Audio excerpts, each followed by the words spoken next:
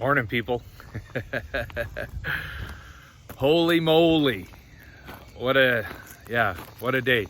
Sorry I didn't touch base yesterday. It was a little crazy. As you can see by the different trees and the abundance of infrastructure, I'm not at my place. I'm up in the Okanagan. My mom had to go in for an emergency surgery last night. So anyways, for everyone that's been calling and wishing me well, thank you. She's doing well, and I'm gonna see her here shortly. So, state of the nation. Well, I'm not gonna say I'm a little surprised. I figured that we'd see a conservative minority.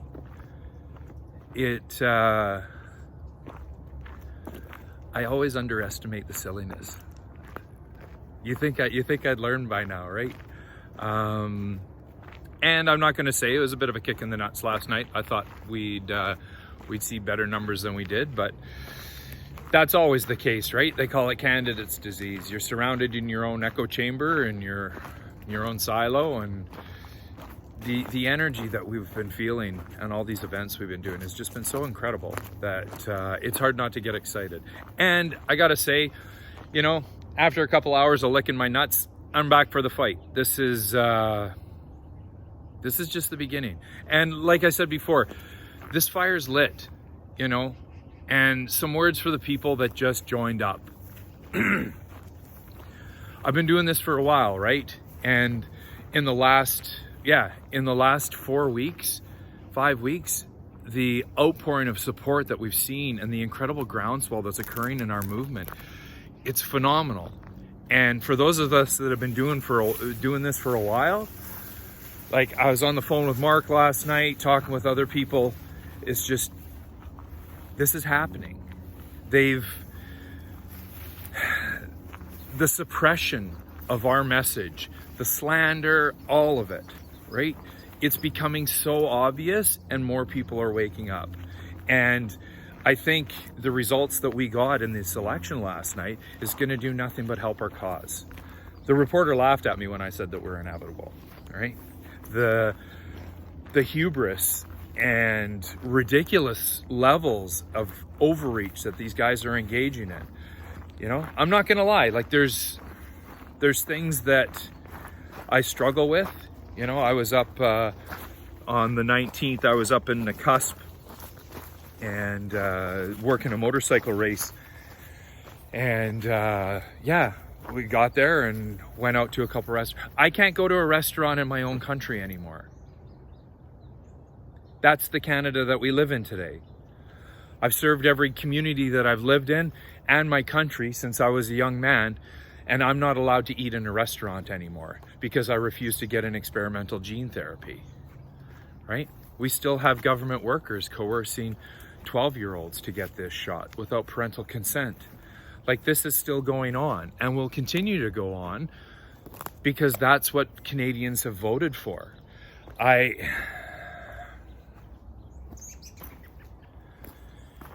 You look at where we're at and the choices that people are making, and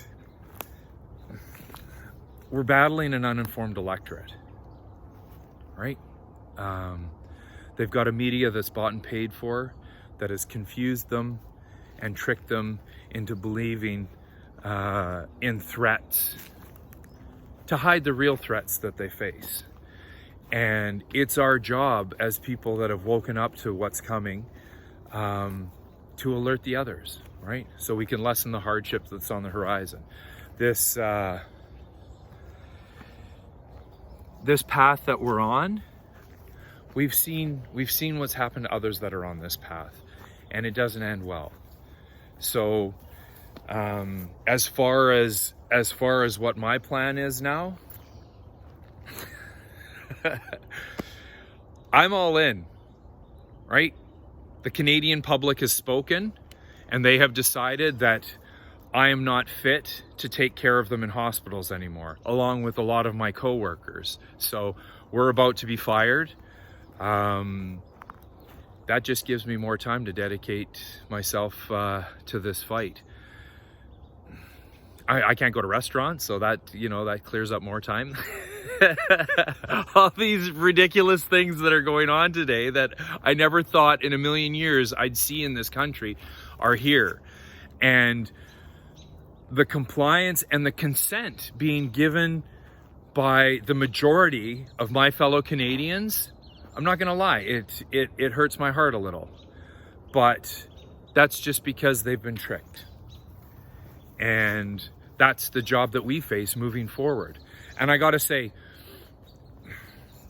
the interactions that I've had with people through this entire campaign, the incredible amounts of love that I see, you know, directed at myself and directed at amongst the crowd, people hugging, exchanging numbers, building communities. This COVID-19 shitty mess has driven wedges between so many people, and there's so many people right now that are broken and alone and scared of what they're seeing around them. We need to come together. So this isn't gonna stop.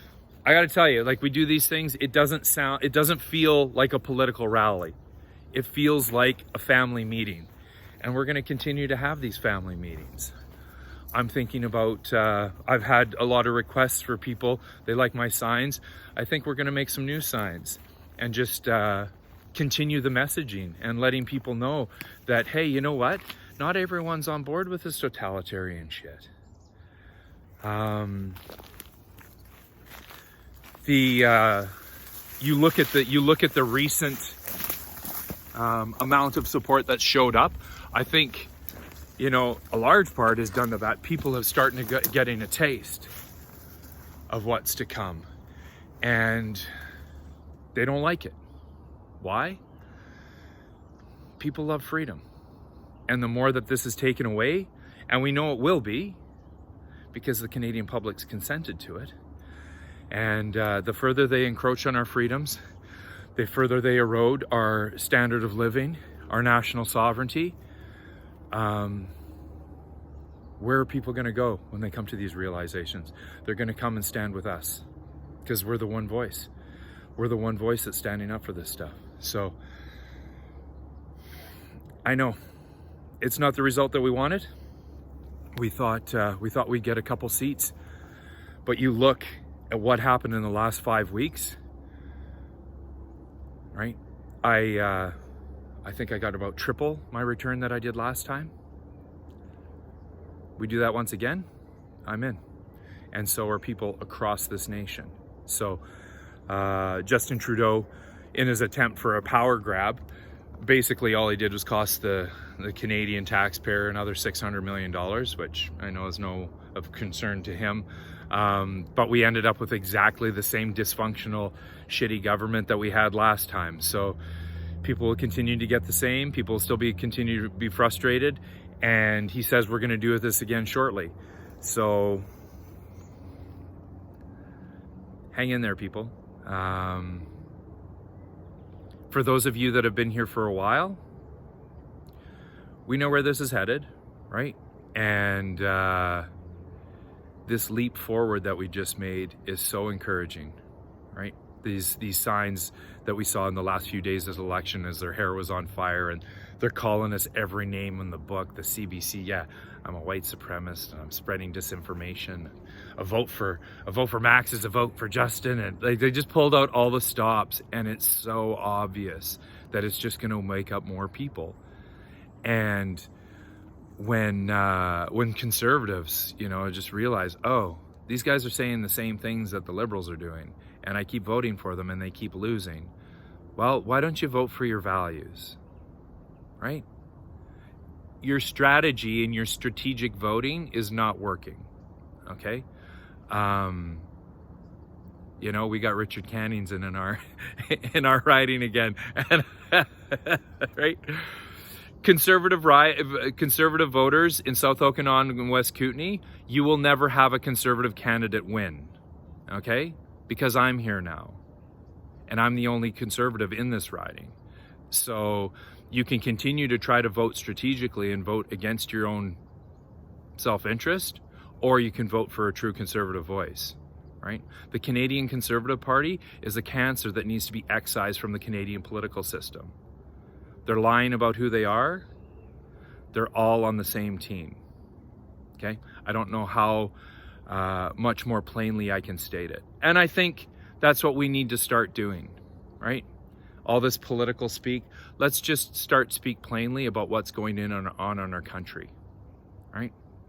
Because you look, people are worried about this massive global pandemic and systemic racism and a climate emergency and the 10,000 other things they try to scare us with. And no one's talking about the communist takeover that's occurring right now in real time. So hang in there, people. Yeah, this is going to get worse before it gets better, but it does get better. Light wins, right? This, yeah, whatever you want to call it. Spellcraft, sorcery, psychological operations. This shit only works in the dark, and we're shining a light on it. And we're inevitable. So I know not the results that we want, but suck it up and let's get back to doing what we were doing. And like I said, I'm all in. We're going to continue these meetings. We'll be hitting the road. I'm sure Mark, once he's done licking his nuts too, I thought he was going to take it. Just, yeah. Hey, we all gotta grieve a little bit for what just happened. But yeah, Forum for Canadian Sovereignty, we're going to be back on the road, having these town halls, talking about what's going on in our country. And down in South Okanagan, West Kootenay, we're going to have some celebrations about the progress that we made over this short, crazy campaign. And so yeah, hope to see you out, do some barbecues, eat some meat. It'll be good times. So we got this, people, right? God bless. Good luck in the wars to come.